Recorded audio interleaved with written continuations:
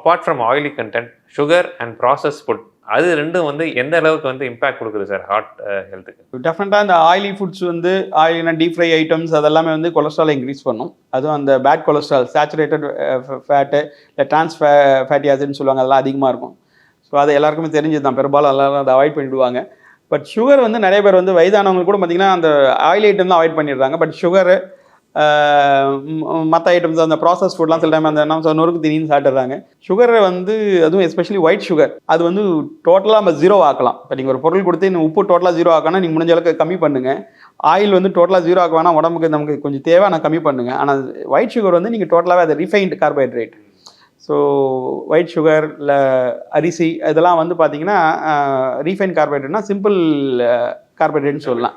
சாப்பிட்ட உடனே உடம்புல சுகர் இன்க்ரீஸ் ஆகும். இந்த கிளைசமிக் இண்டெக்ஸ்ன்னு வாங்க, சாப்பிட்ட உடனே சுகர் அதிகமாக, பிளட்ல குளுக்கோஸ் அதிகமாகும்.